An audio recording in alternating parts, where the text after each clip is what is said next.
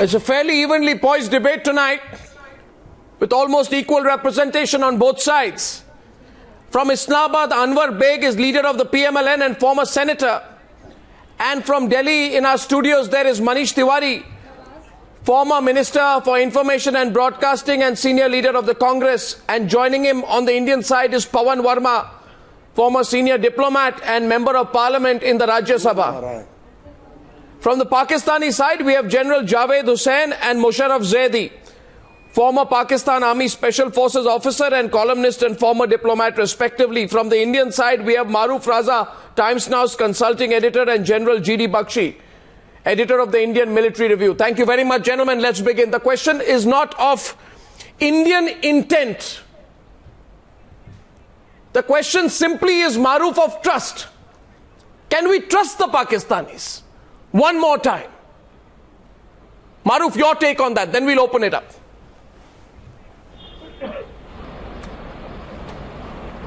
Arnab, I just got to make 3 or 4 quick points. The first is that both India and Pakistan have agreed to collectively address the entire spectrum of terrorism at least 6 times in joint statements coming out from 2006 onwards.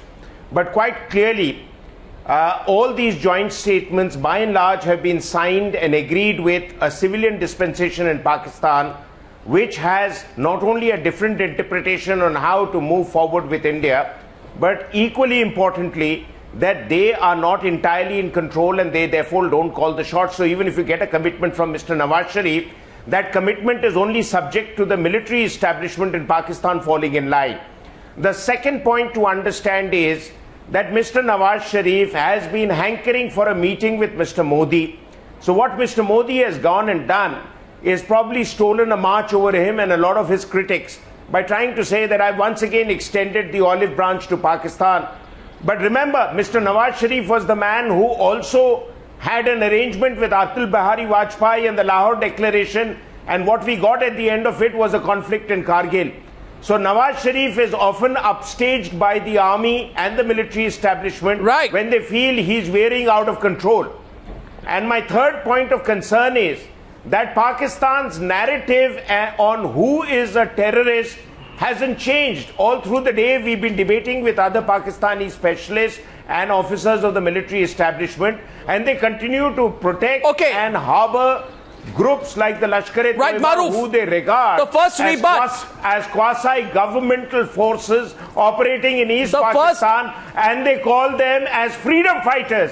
Since 9/11, the definition of freedom fighter or terrorist is the same under the UN resolutions 1267 and 1373. So there is no difference in the eyes of the world who is a terrorist and who is a freedom fighter. So Pakistan must abandon that logic and address the matter which is of concern to India, and not go for a very generic view of terrorism, just like saying your enemy is not my enemy, so he is not everybody's enemy. Anwar Baig and Musharraf Zaidi. That narrative has to change. Maroof, Anwar Baig and Musharraf Zaidi will open the arguments from the Pakistani side. The sentiment overwhelmingly, Mr. Baig and Musharraf Zaidi, is this: we don't believe you, because you have always said you condemn terrorism in all its forms, but you continue to increasingly support terrorism against India. You refuse to ban the JUD responsible for 2611, despite it being an internationally known terror organization, despite publicly proclaiming your commitment to ban it following UN sanctions, despite the overwhelming mandate that Hafiz Saeed is the mastermind of 2611, and despite the JUD being a textbook case of a terror organization as per your own law. The problem appears to be your track record, which is the reason we can't trust you. We keep giving you a chance, Mr. Zaidi and Mr. Baig, but there is a problem of trust. Your response, please, from Islamabad. Well, Arnab, if you feel that strongly about it, then obviously there's a conversation to be had within India, because obviously your government's not listening to you. They were 8 months ago. 8 months ago, the government of India was very gung-ho, very much like you, Arnab. Very, very strong. Strong India is going to teach Pakistan a lesson. And yet, India is the one that picks up the phone and makes the call on the eve of the holy month of Ramadan. And India is the one that requests a meeting on the sidelines of the UFA summit. I think that there's a disconnect between the kind what of you're narrative saying, that's no, being what you're promoted. saying, sorry, one second, Musharraf. What you're saying is that you interpret our magnanimity as a sign of our weakness? Are you saying that? Because then they will take the discussion not. forward. That No, I dare not. Please. Arnab, because in your tone and tonality, I saw that interpretation. Musharraf, please explain what you were saying there. Don't try to... I've been fasting, so I have low blood sugar. Don't interpret my tone too much. But here's the deal. On your show, we've already established that most Pakistanis, certainly myself, I can only speak for myself, we're very clear that India is a very big nation and you guys are on the cusp of becoming the global superpower and you're, 56-inch chest. All of that is, I'm very happy for India. I'm very happy for you that you're such a muscular and strong sort of representative of your country. All I'm saying is that there seems to be a disconnect between that muscularity Arnab, and that kind of condescending let him complete. No, I believe that Mr. Zaidi. Mr. Zaidi, 1 minute. Mr. Zaidi, please.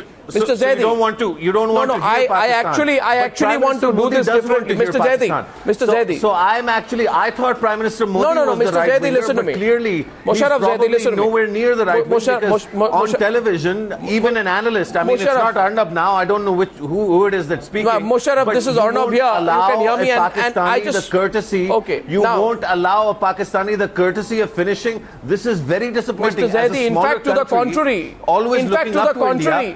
No, 1 second. More magnanimous because you're the big brother. What kind of big brother behavior is this? You're not willing to listen to a Pakistani. So here's an offer. I'm really disappointed. No, here's an offer tonight. And that's only to you, Mr. Zaidi. It's a special offer only for Musharraf Zaidi. I want you to speak as of this minute.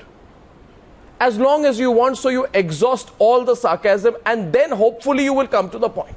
So my point is, sir, my question was very different and specific. You responded with sarcasm, barbs, everything. I will not respond to anything you say. I will keep coming back to the principal point. In fact, if you want to continue with sarcasm and barbs, I request you to please continue. My point is very fundamental, Manish Tewari. My point tonight is the specific point on the track record, Manish Tewari, of Pakistan's commitment to fight all forms of terror, enunciated in today's joint statement, mentioned by Nawaz Sharif in 2013, 2014, at every Home Secretary level talks and every Foreign Secretary level talks. My point tonight is whether they do as they say. Manish Tewari, please. So we go back to the substantial debate. Mr. Zaidi, I hope you will return to it as well. Yes, Manish Tewari. Well, Arnab, if your question is, and if I've understood it correctly, that is there a trust deficit between Pakistan and India? The answer is yes.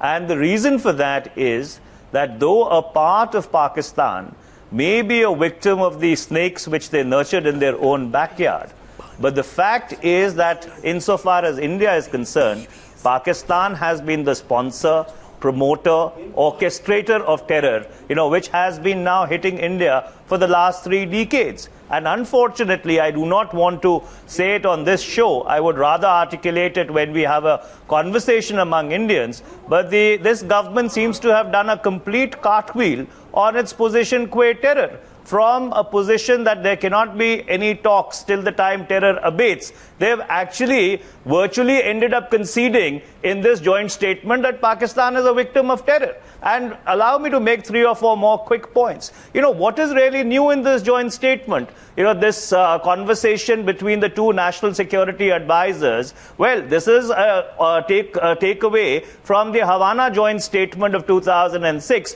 where an institutional mechanism was supposed to have been put in place. And unfortunately, in the context of Pakistan, the national security advisor does not have the same position as he has in India. DGISI or the ISI does not report to the national security advisor there. And it is absolutely no secret that the ISI is the instrument of choice insofar as the policy of dismembering India with 1,000 cuts is concerned. And number three, even on the voice samples, unfortunately, the entire joint statement is very loosely worded. Who is going to provide the joint samples? And even there's a caveat that we will discuss. It is not an outright concession that we would provide the voice samples, because previously Pakistan has been holding this position that the courts, our courts do not allow these voice samples to be provided. And finally, I would like to conclude by saying that it is unfortunate that when you talk about ridding South Asia from the scourge of terrorism, you are putting the victims of terrorism and the perpetrators of terrorism in the same basket. I understand your point, Mr. Baig. Would you be kind enough to tell us, please, whether you believe your government will genuinely hand us over the voice samples of Mr. Lakhvi, as is mentioned in the joint statement? Do you believe the voice samples will be provided to expedite the 2611 case trial? First of all, Arnab, thank you very much for inviting me on your show. Let me tell you something, that ever since Mr. Nawaz Sharif and the PML government came into power in 2013, it is a firm belief of the Prime Minister that we must have good relations with all neighboring countries, especially India. And as a matter of fact, when Mr. Modi was elected in India, on the first invitation which Mr. Modi sent across to Mr. Nawaz Sharif, he accepted it, visiting India at the time of inauguration, in spite of the fact that there was very severe opposition in Pakistan. But let me tell you, I think I've been hearing your television talk shows over the past couple of years, and unfortunately, whenever Pakistan-India relationship are discussed, we talk of the bitter past. I think the past is very, very bitter on both sides. I think it's time now that we should come on the table and start talking positively. Don't forget one thing, that the poverty levels in India are much greater than in Pakistan. Not that we are better, but I think we need to work for peace in this region and peace in the area, because without peace, we cannot make any headway. Second. And number two, just a second, let me complete. As far as terrorism is concerned, Pakistan has been most affected by these terrorist activities. We have lost over 50,000 lives, including military and civilians. Recently, as you know, that there was an attack on the Peshawar school where 200 young children were massacred. We know what we are facing in this country. I think it's the job of all the countries in the region that we should collectively try and work first point, Mr. Baig, I also, just a minute, Mr. Enver Baig, I too appreciate your coming on my program for the first time, and I hope we will continue to have fruitful conversations in the future. But I would completely disagree with you if you say we are talking of the past. Mr. Baig, we are talking of the present. And the present is 9:22 p.m. Indian Standard Time on the Newshour this evening. My question to you tonight is very simple. I want to believe this joint statement. I and every Indian would like to believe that you are a country of not just good statements, good intentions, but good deeds. But, Mr. Baig, in response to your question, just 10 seconds, Mr. Baig. Just 10 seconds, Mr. Baig. Allow me. I heard you without interruption, Mr. Baig. If the Indian media tries to create mistrust between the people of Pakistan and people of India, then that's not Mr. Baig, may I say so? 1 second. Manish, I'm handing over to you. Manish, I'm handing over to you. I just want to make one point to Mr. Baig. Mr. Baig, a peaceful Pakistan and a peaceful India to the peoples of our country. And Mr. Baig, keep on barking on the television shows like this. Mr. Baig, you are no 1 second, Mr. Baig, and talk. Mr. Baig, now hear me, Mr. Baig. There are two Indian politicians who want to respond to you right away. I'll just take a few seconds to tell you one thing. First of all, Mr. Baig, You use words like barking. You're a very senior man.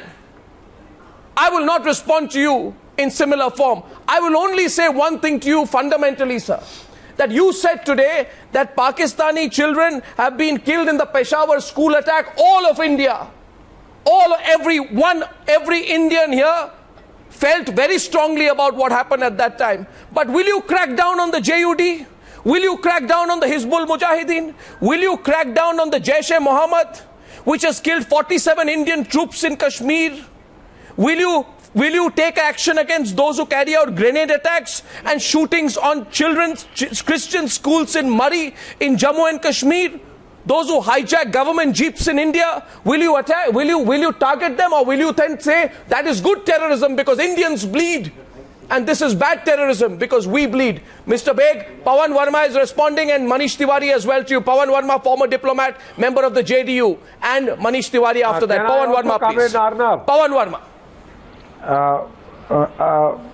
Arnab, first of all, I want to tell our Pakistani guests that we wish Pakistan well. We are neighboring countries, and I'm not unhappy about the fact that the Prime Ministers of both countries talked on the sidelines of the summit. I just want to ground this whole discussion in reality. The Lashkar-e-Taiba has been banned as a terrorist organization, not only by India, but by the US, the UK, the EU, by Russia, by Australia. And Mr. Lakhvi is one of its top commanders. Now, 8 years or so almost 7 years have passed since 26/11. A judicial process has been going on, and I think there is incontrovertible proof, sir, if we are objective, that the judicial process has been subverted consciously by the ISI and the military in Pakistan. There is no doubt about that on that score. The voice samples that we talk about have been handed over. All evidence from India has been handed over. But the fact of the matter is that there is a reticence on the side of Pakistan to rein in a key figure who has played a key role in the attacks of terrorism against India. Now that's the point. Secondly, Arnab, I want to say that if it was going to be proof, as some of our own spokesmen are claiming, of Pakistan's commitment to come bring Mr. Lakhvi to book, I'm afraid the joint statement is an exceptionally loosely drafted document. It says both sides agreed to discuss ways and means to expedite the Mumbai trial. Are we still in a position where we are discussing the ways and means? Or are we committed to expediting the trial and bringing those who are guilty and verifiably so to book? This is the point I want to ask you. That is the question of trust. And Arnab, I want to make a third point. It's not as if there is a bias. We wish Pakistan well, but there are 410 verified ceasefire violations between July and January of last year. Yes, sir. 410 as against 128 in the year before. These are verified. 2 years ago, a BSF Jawan called Krishna Kumar Dubey died on the border even as the Prime Ministers were shaking hands.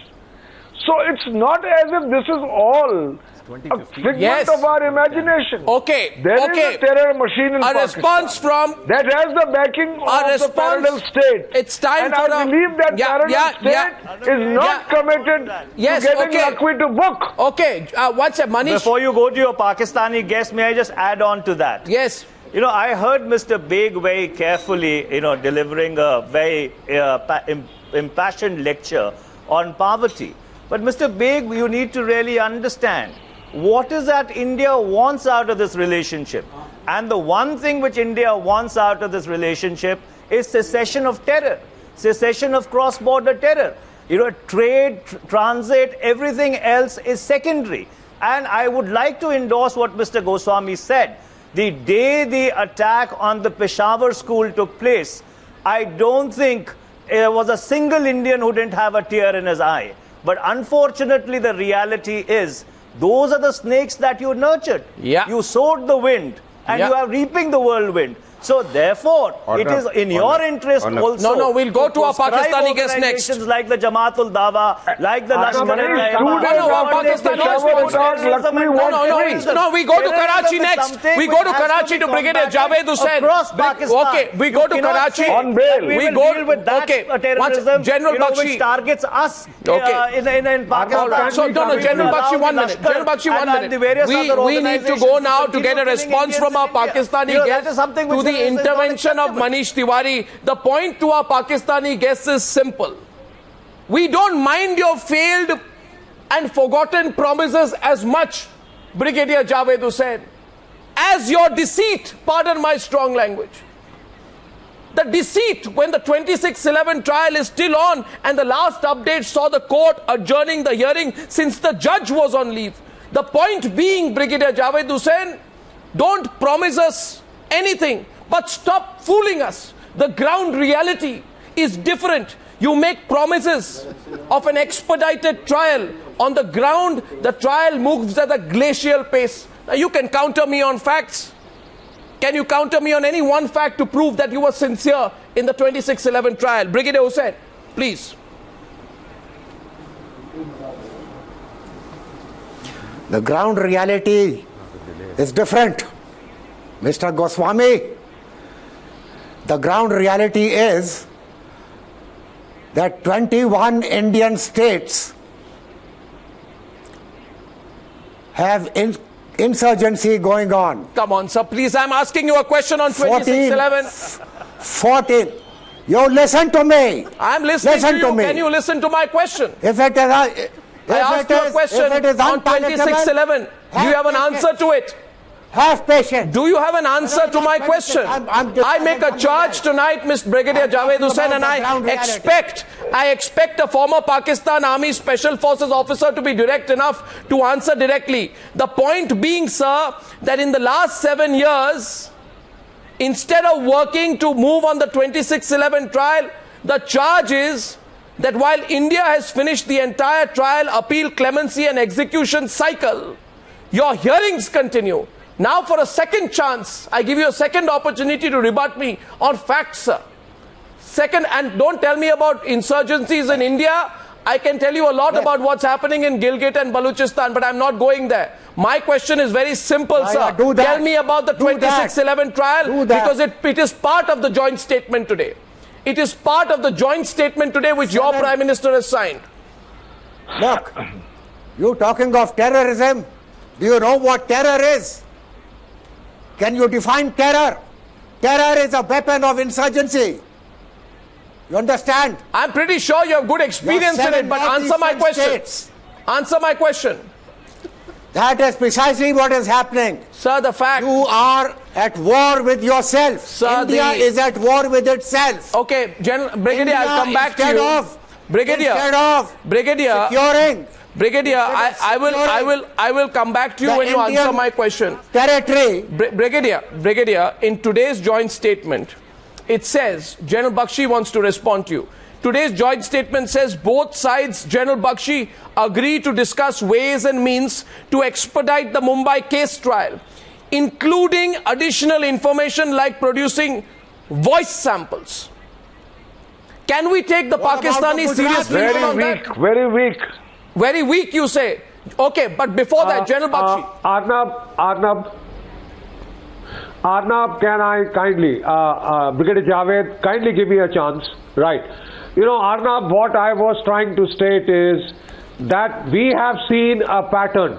Whenever there is a civilian regime in Pakistan and the Indian government tries to hold peace parleys with it, the Pakistani military ISI complex kicks in and starts escalating incidents on the line of control, serious violence on the line of control, and the ISI steps in by instigating violent terror incidents.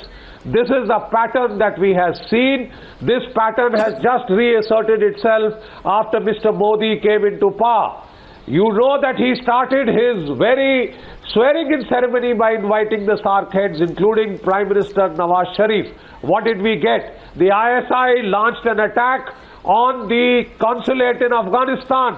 It is just the alertness of our guards that staged a very messy incident which could have pooped the party and really created an all-round embarrassment. You know, we took that risk, we still called him, and what did we get? We got the firings in Arnia. Next, when the two leaders were in the United Nations, we got the terrorist attacks in Kathua and Samba. This is the third time that India has taken the initiative to still try and, initiate a dialogue with Pakistan. The simple factor is we want to reduce the salience of the Pakistan army in that polity. It is this that is the cause of all tension and war. But every time we try, the Pakistani army steps in to undercut the initiatives that we have undertaken. This is the pattern we have all seen, and frankly, I would not celebrate right now. I would like to wait for tomorrow, day after, the day after, to see the level of firing on the line of control.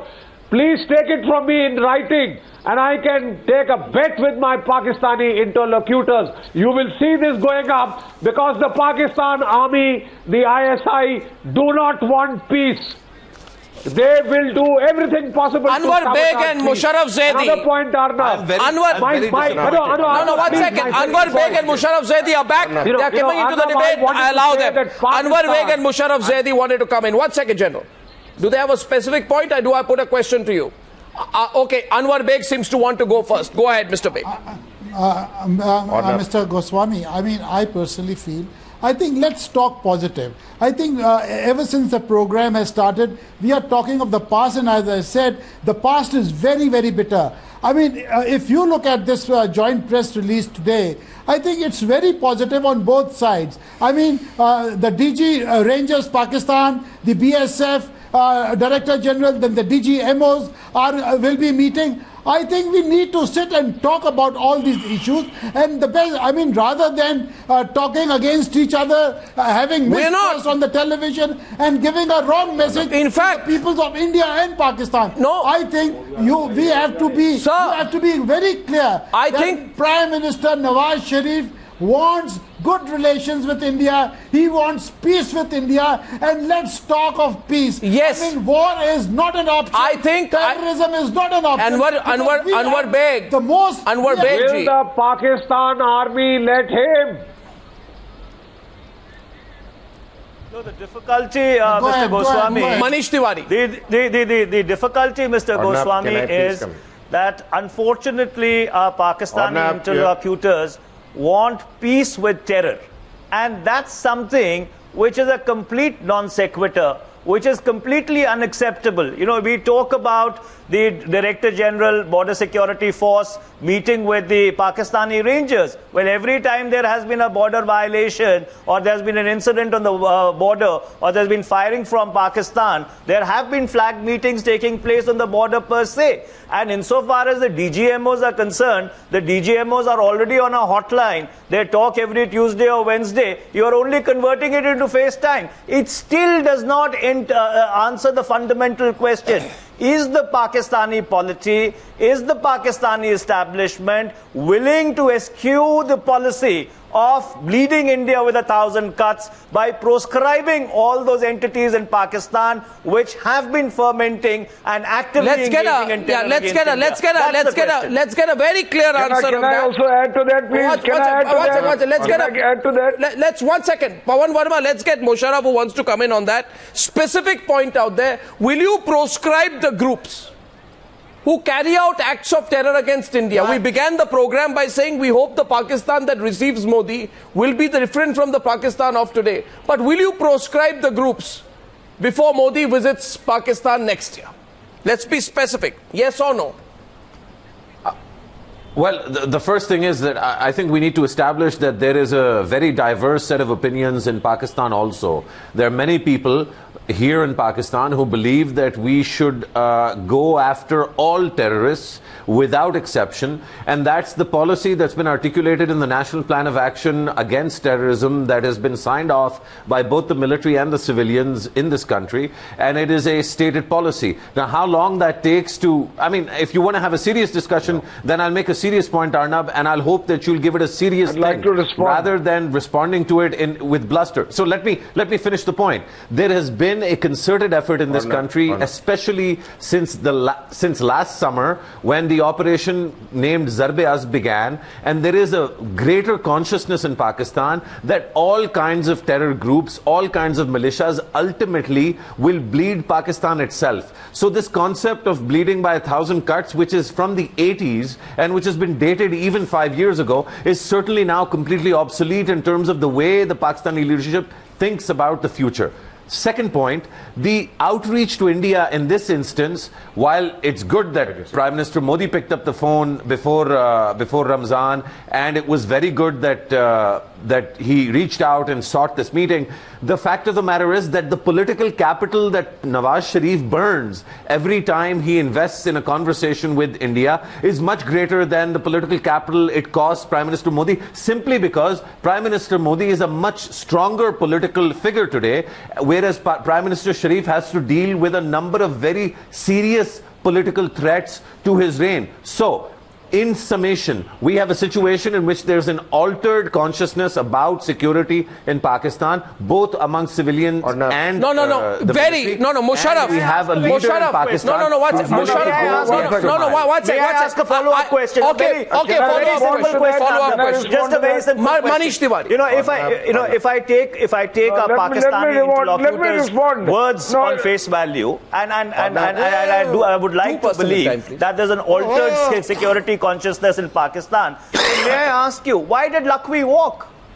You see, after all, everybody knows that Lakhvi was the mastermind of the 26/11 outrage. So therefore, if there's an altered consciousness, and that altered consciousness believes that terrorism has to be dealt with extenso across the board, then I guess the first starting point would have been, if you want to have a serious conversation with India, was to ensure that Mr. Lakhvi did not walk. And not only did Mr. Lakhvi walk, but essentially because the prosecutor facilitated it. One second, gentlemen, one at a time, gentlemen, we have the time tonight. Two fundamental points, I take 20 seconds to come in. Two fundamental points by Musharraf Zaidi. Point number one, we are refusing to act against some terrorists. Because there are some people who believe, in his own words, we should go against all terrorism, means we don't do so now. Big admission by a Pakistani panelist that Pakistan is blind to certain terror that targets India. Second admission by Musharraf Zaidi, I thank him tonight for that intervention. He says Nawaz Sharif can't do very much because every time he tries to engage with India, he burns political capital. Arnab, now, if you're going to do this, then I'm going to go back to having fun. Our Prime Minister is weak, I'm having a lot of fun with you. So you have a weak Prime Minister. Then we're going to do this. No. So here's a statement. Musharraf Zaidi, I interpret what you said in the following way. Musharraf, I don't, Mr. Zaidi. This is the greatest and most open and transparent admission by a Pakistani panelist on Times Now. Pavan Verma countering you now. Making a point and winning points and Pavan, no, you make the first of all, Arnab. Rather against let's let everyone have a chance. Pavan Verma with Musharraf Zaidi. Very cheap, yaar. We can do better. No, Pavan Verma with Musharraf Zaidi, please. Pavan Verma. Musharraf Zaidi Sahab, I appreciate what you said, that there is in Pakistan, and I assume there is, a peace lobby which would like relations with India to be bereft of the kind of current acrimony and violence. I agree with you. My simple question to my good friends from Pakistan today is that if the trial of Lakhvi, who is the verifiable perpetrator of one of the worst forms of violence against India and was also involved in the 2001 attack on Parliament, if the 26/11 trial was allowed to take place expeditiously and he was brought to book, do you or do you not think that there would be an atmosphere of greater peace and trust between both countries? Yeah. I ask you this question in sincerity. I don't think so. In fact, if you burn political capital, I want to say, pleasing India is the wrong reason for Pakistan to pursue judicial processes. One minute. I want to say that it's not only Pakistan that burns political capital. Last month, our External Affairs Minister said that so long as Lakhvi walks free, there will be no talks. Now, in whatever wisdom the Prime Minister did talk with Mr. Nawaz Sharif, you know, I say to you, what should be the foundational basis of our trust with the kind of document that has been signed now between the concession that Mr. Nawaz Sharif has conceded, for us to believe that Mr. Lakhvi will indeed be back in jail and actually convicted? What is the basis on which we can poor believe country it? speak, Pavanji. No, 1 second. It's Brigadier Javed Hussein's turn. From a small country speak, Brigadier Javed Hussein's turn now. Sushma ji has made a career out of scuttling and destroying the potential between India and Pakistan. Musharraf Zaidi, personal observations on Indian politicians and ministers don't help. No, you made the admission. No, watch it. Musharraf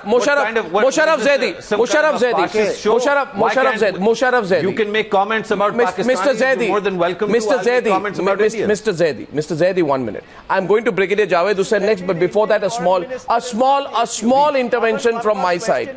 A small intervention from my side. My question is, would Mr. Lakhvi be arrested?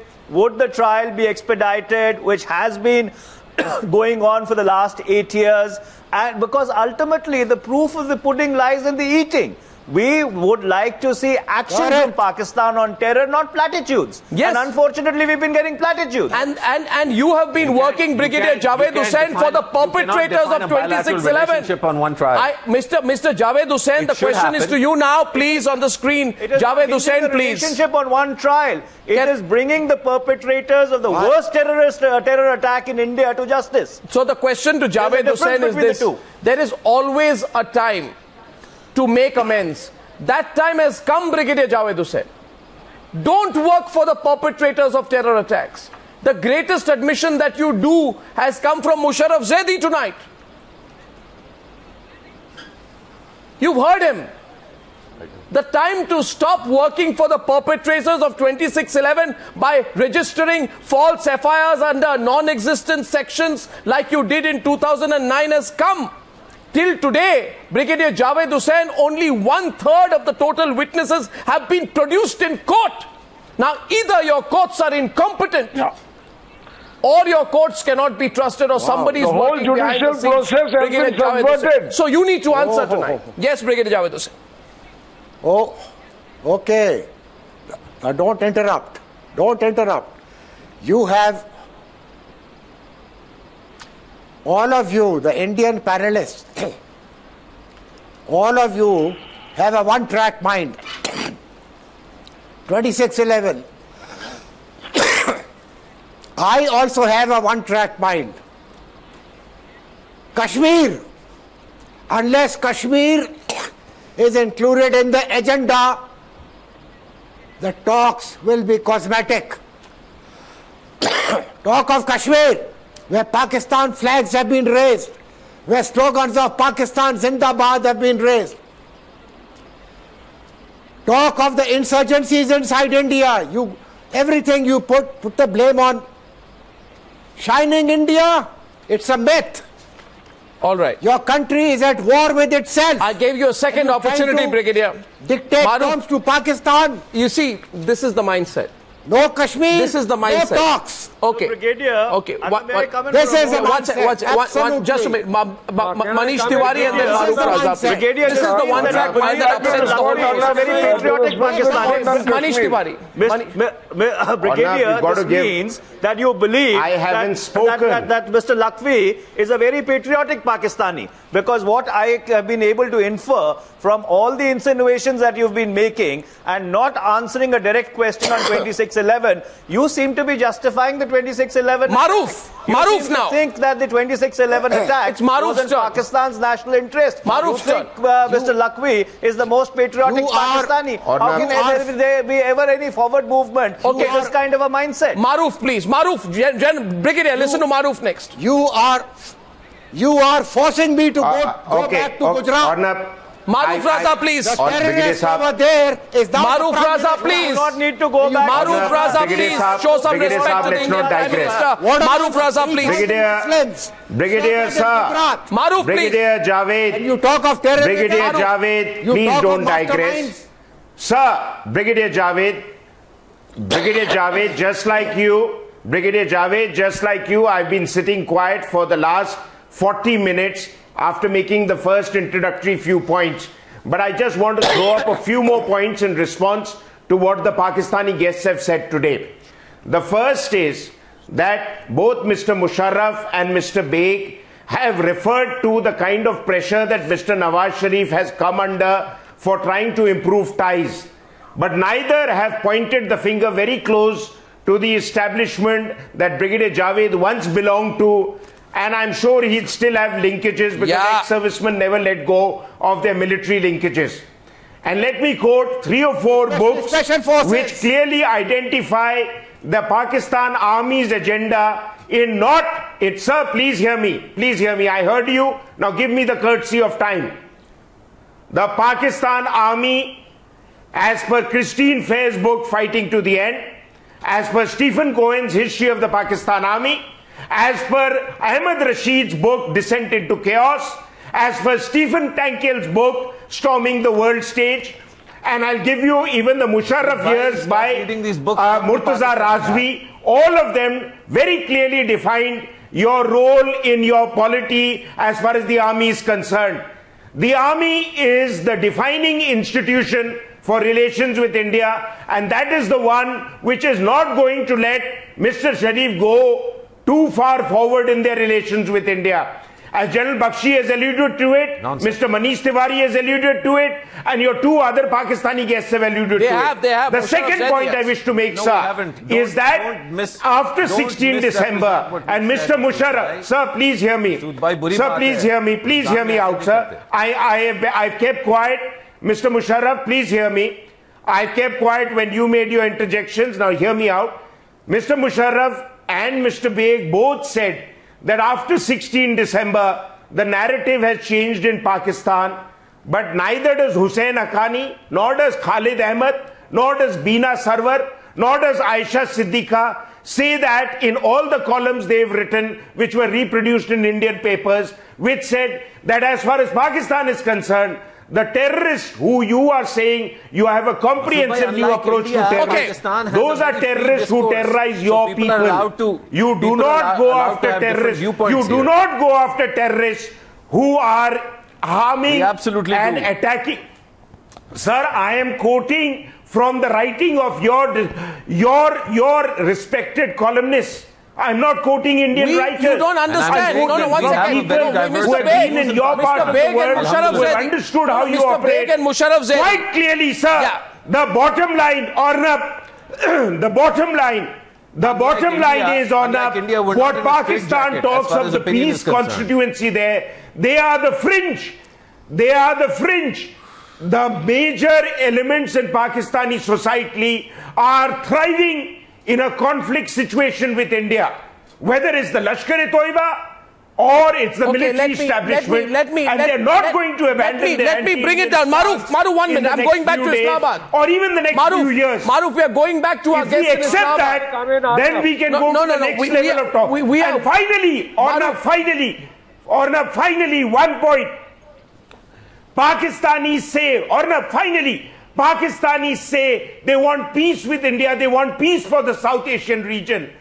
The peace will come only if you divest your military institution of the huge funding they get to wage war against India. And if Pakistanis today on the show can confirm to me... Okay, Musharraf Zaidi and Enver Baig will now respond to Maroof Raza. And wean them away from the weapon systems that wage war. Then we are talking business. Otherwise, this is all platitudes. To Islamabad now for a response from Enver Baig and Musharraf Zaidi. I wanted to come in with a point, but I'll come to that later. Let them respond to you directly, Maroof. Enver Baig and Musharraf Zaidi, please. To Maroof Raza. Please. You see, I mean, I just heard my Indian friends talking. I don't know why. I mean, all your guests, they have a phobia of Pakistan Army. I mean, over here we have a civilian setup, and I think India being one of the largest democracies of the world, I mean, you should have more trust and faith in the political leadership. I mean, you do not have to bring in the military leadership. I mean, military is part of the government of Pakistan. Sir, and everywhere in the world, I mean, political governments do get the whole world from the whole world knows their army calls the shots. And they also get. Why does the American secretary, sir, Mr. Baig, I mean, why does Mr. Baig? Okay, Maroof, let him complete his point, Maroof. I want to counter your point. Yes, you will, Maroof, but let him. You are living in a state of illusion. Has been doing in Why does the American Secretary of State spend 4 hours with your army chief and half an hour with your president? What is the charade of a civilian leadership? Your civilian leadership doesn't count. Anwar Baig, 1 second, Maroof, I'm coming in here 1 second, please. Please, Anwar Baig. Anwar Baig. Anwar Baig. Anwar Baig. Anwar Baig. Anwar Baig. 1 second. Anwar Baig. 1 second, Anwar Baig. Anwar Baig, I want to say something to you. Please hear me, sir. Hear me.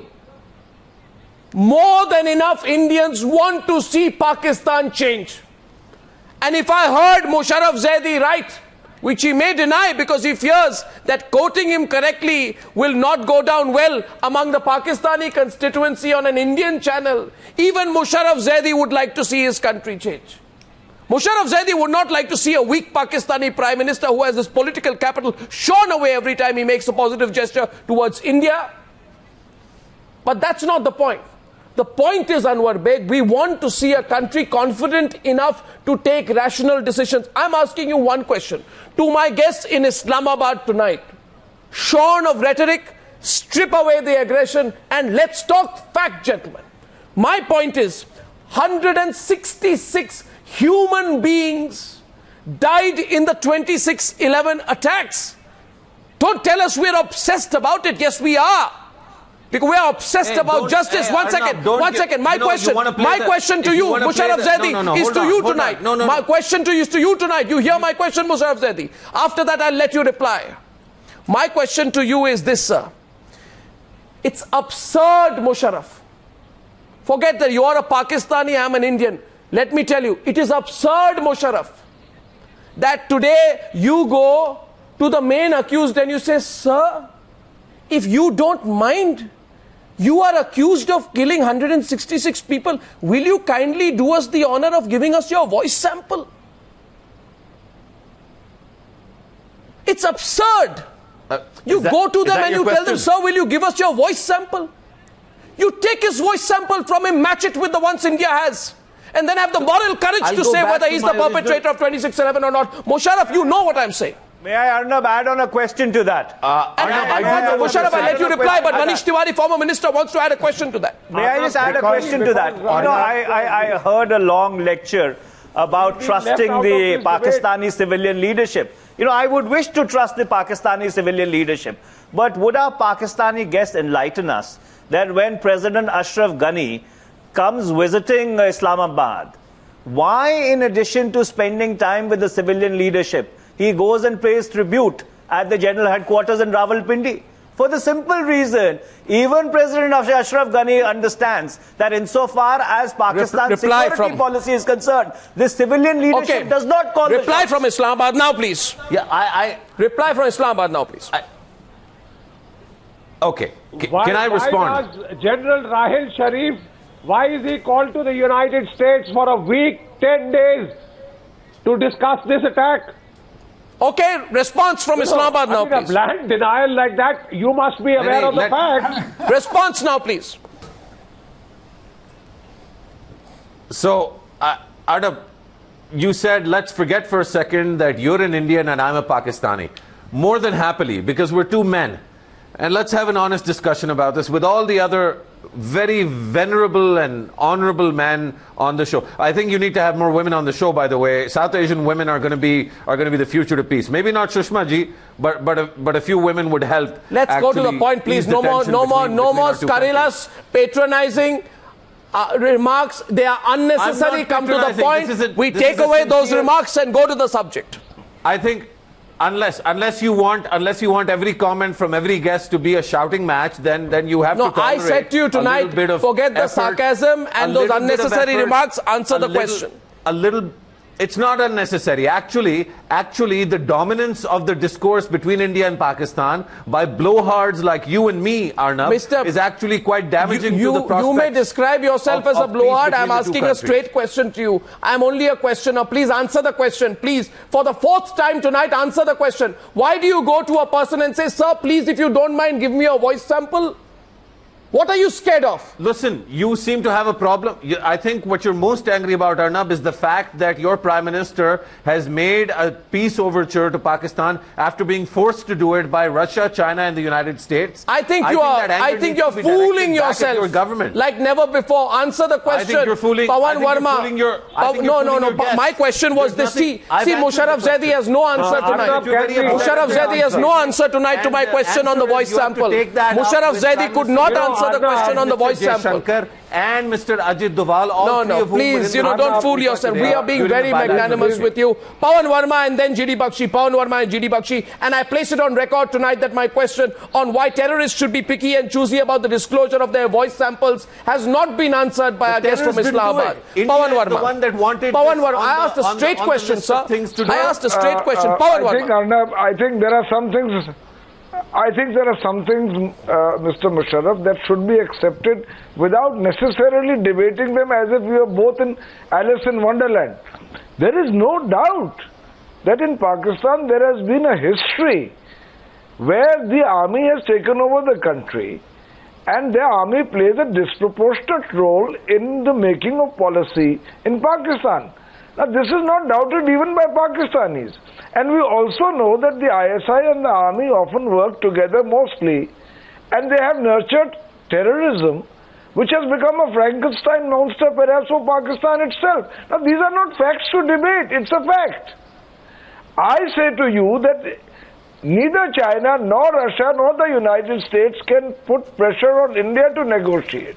They can't succeed with Pakistan. The United States has such a special relationship with Pakistan.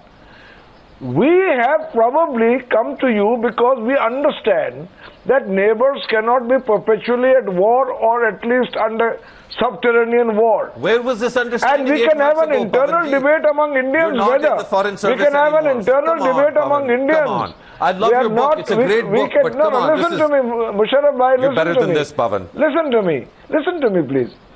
No, just listen to me. We can have an internal debate among Indians whether India needs to make a gesture or India needs to talk or India does not need to talk.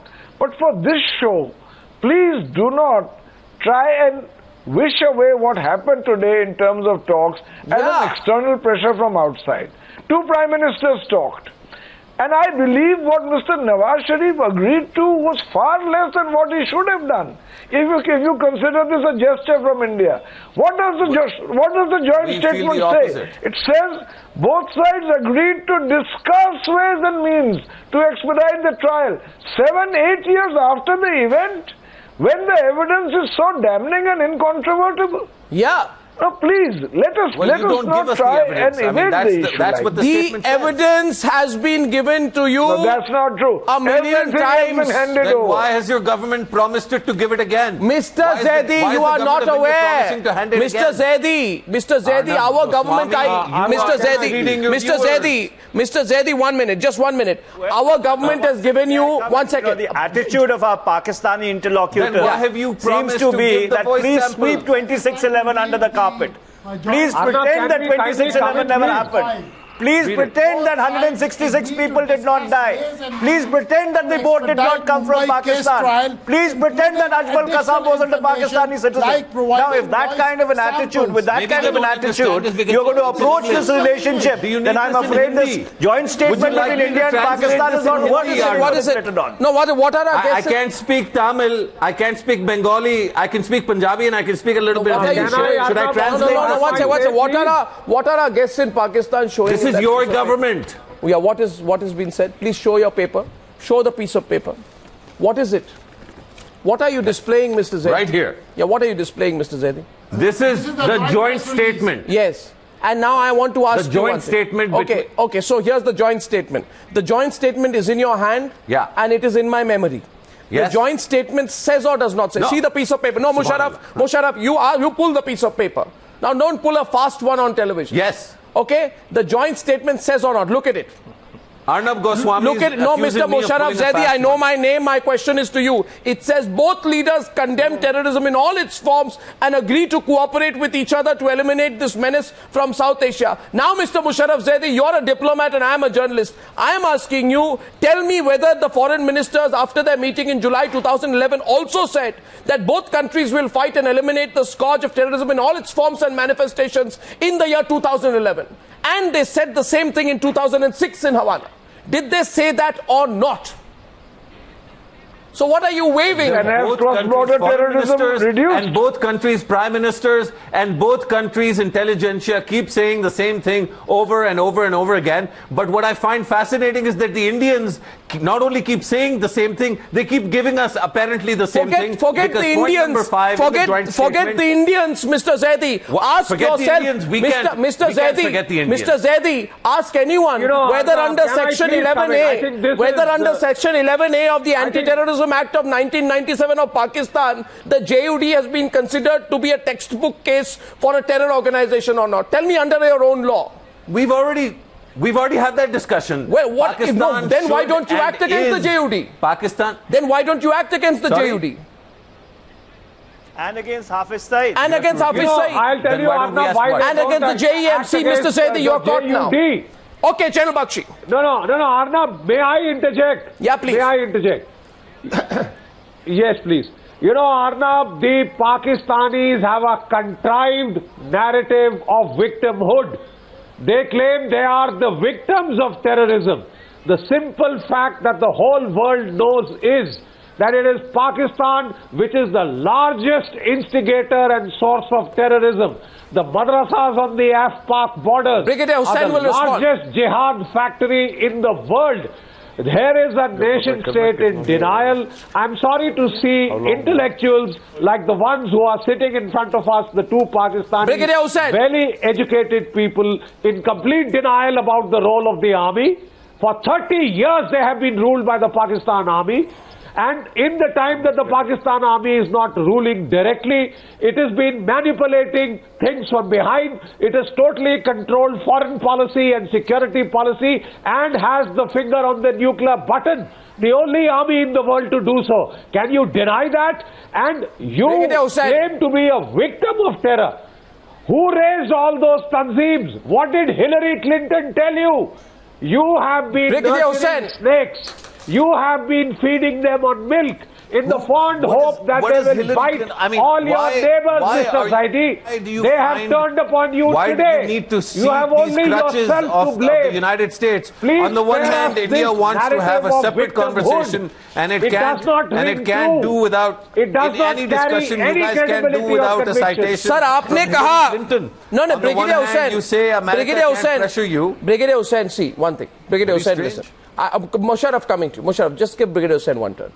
We believed you. You said, Rahman Malik said, हमारे नियत पर शक मत कीजिए.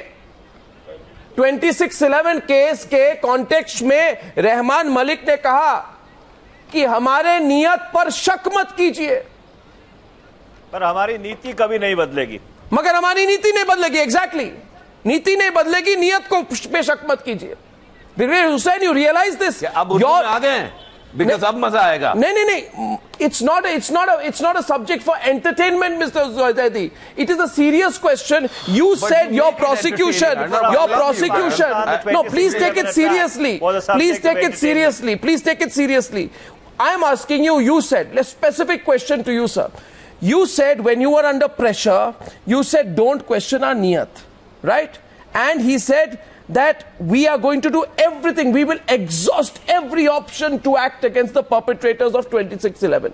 Then why did you file an FIR against a non-existent section of your law? Do you know that? You go and file an FIR against a non-existent section of your law. You insert an offence against the accused under a section which is non-existent in February 2009 when the FIR is registered against Lakhvi. Who are you fooling? Please tell me tonight. No, well, who are you fooling? मैं नियत पे शक नहीं करूँ तो और क्या करूँ? Please, Musharraf Zaidi, be factual for once. And Brigadier Hussain can respond if he can. No. Let Brigadier Hussain respond. Oh yeah, you pass because you don't have an answer to that. Brigadier Hussain. No, of course I have an Brigadier answer. Hussain. You haven't. No, but Brigadier Hussain. Let the Brigadier speak. Yeah, Brigadier Hussain. For the last 1 hour, we've been discussing something which will never end. In the subcontinent, the cows never come home. We have wasted one very precious hour discussing what? 2611? Your joint statement. Huh? Your joint statement signed by your Prime Minister. Joint statement? Forget about the joint statement. It's a cosmetic gesture. As I said earlier, there it is, an admission, Maroof. No, there you are. No, there you are. There you are. Of course. It's been published even before the ink is dried. General Bakshi. You heard it. Arnab. No, one sec. It's a complete admission tonight. The admissions General, hold on. Yeah. Now tell this fellow to just give me an opportunity. General Bakshi said something about the Pakistan army. Well, obviously, and so many others in the Indian panelists. I don't blame them because their allies are being thrashed by the Pakistan army in the tribal areas. And incidentally, I mentioned in one of your last program, the Indian beheadings that took place across the LOC, they were done by the TTP in order to provoke a war between India and Pakistan. So it is the same army which is fighting to protect you from Desh, from IS. I think it's. I come in for a moment. Manish Tewari, please. Manish Tewari. No, this is irrelevant. Come in for a moment. Irrelevant points cannot be made. Irrelevant points cannot be made. We don't waste our point on irrelevant points. Pavan Verma and Manish Tewari. There is incontrovertible evidence that the beheadings were done by elements of the Baloch regiment. Is the brigadier trying to tell us that the TTP and the Baloch regiment of the Pakistani army are synonymous with each other? Yeah, exactly. He admits so. Pavan Verma trying to tell us? Pavan Verma, and on the other side, responding from Islamabad tonight, very interestingly, 3 observations from the Pakistani guest. One, by Musharraf Zaidi, our Prime Minister is weak and loses political capital every time he talks to India, the little that he has. Secondly, we protect some of our terrorists. We should act against all. And third, coming from the brigadier, that the joint statement is a cosmetic gesture. Such candid observations, Pavan Verma and Maroof. Such candid observations reveal tonight the mind of the Pakistani establishment. Pavan Verma. Pavan Verma. Very naughty. Pavan Verma. Very quickly, Arnab, I appreciate Musharraf Bhai's honesty because that is the reality of Pakistan. It's not as if India has no weaknesses, but let's admit what we are discussing today, that the right to make decisions and implement policies does not lie entirely with the civilian government. In fact, that right is very greatly eroded. And it is what I'm saying is verifiable. Musharraf has admitted it on television. The other was the most damning indictment of the meeting today on the Pakistani side. Before, as Manish said, the ink is dry. He said this entire joint statement is a cosmetic gesture. Yeah. If this is the viewpoint of somebody who was in the army or still represents its sentiments, I'm afraid the entire exercise has been futile. Yeah, absolutely. I mean, I think it's ridiculous for the brigadier to claim the Pakistani army protects India. Anyway, they live in many illusions. Musharraf Zaidi. Yes, Musharraf. Yeah. I'm so happy, Arnab, that you got an opportunity because I thought that I would speak candidly and speak fairly. I'm so happy that you got an opportunity to twist my words to fit into your narrative. I can repeat that. I can pull the tape back. I can play the tape again if you want. Anytime you want, one-on-one. Arnab, I've offered this to your producers many times, one-on-one, any day of the week, as long as you want, any language. I speak all the languages you speak. Let's not waste time, Musharraf. Let's not one-on-one. Let's not waste time, Musharraf. The point is tonight. Let's do it. Point is point is tonight. The point is, and I close with Maroof and we can record it during the day during Ramadan. The point tonight, and you see, you must understand this, and Maroof and I'd like to come to you on this. This is a very magnanimous gesture by a very large-hearted country. We have spoken to you despite having cancelled foreign secretary level talks because you chose to engage with separatists. We speak to you despite Gilani be getting money from you. We speak to you despite the Pakistani Rangers killing an Indian BSF Jawan. We speak to you despite Pakistan not banning the JUD. We speak to you, by the way, finally, despite what your defense minister said, Maroof. The defense minister says we are ready to wage nuclear war on India. And despite that gesture tonight, it appears to me that what the Pakistanis did today is the most insincere gesture of signing a statement without believing in it. Maroof.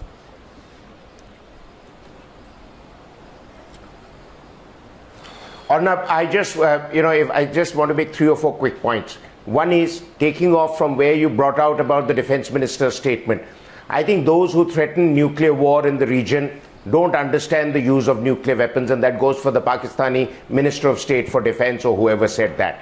The second point I wish to make is that when Brigadier Javed keeps talking about, and I'm very surprised with the tone and tenor of Brigadier Javed's comments now, because a year or 2 ago he was an extremely moderate man and I used to enjoy debating with him. But now obviously his friends in Rawalpindi have got the better of his thinking and have now got him to wage, his verbal agenda against us, in which he says Pakistan's army has nothing to do with beheadings. Pakistan's army is battling the Indian Army's forces in Waziristan. It comes as a complete surprise to me because A, there are no regular troops from Indian Army in Afghanistan. There are a handful of paramilitary forces which are there to protect Indian consulates. And if that has given 634 Pakistani soldiers a bloody nose in Waziristan, which is a higher casualty figure than we lost in the whole Kargil conflict, then it says volumes about the incompetence of the Pakistan army. And let me also bring out one other point, that Pakistan continues to harp on India's role in Baluchistan, but they should look at an Al Jazeera documentary which is on the YouTube and which was forwarded to me by none other than Mehran Baluch, who is Pakistan's representative and the Baluchi representative at the United Nations Human Rights Commission. And that shows very clearly the kind of atrocities Pakistan is bringing to bear in Baluchistan. Yeah. So I don't want to bring that up, but let's keep it aside. Let's look at India-Pakistan relations. Where can it go? But where it has been brought out again and again that the Pakistani military establishment, Arnab, this is a very important point. Arnab, this is a very important point. I will believe there is hope for peace the day the Pakistani military establishment also talks about peace with India and joins the dialogue process. Until they come on board, there can be no peace. The rest of it is only cosmetic. Period. We began the debate with bravado by the Pakistani guests. May I come in for a moment? Yes. We should actually be thanking our Pakistani guests tonight. If their articulation in any manner is an expression of the widely held sentiment in Pakistan, then they've confirmed my apprehensions that this joint statement, unfortunately, is not worth the paper. They began with bravado, they ended with confessions, they revealed the thinking in the Pakistani establishment. Some things don't change, despite how magnanimous India has offered to be. Thank you, gentlemen, for joining me on debate number 1 on the Newshour tonight. Thank you.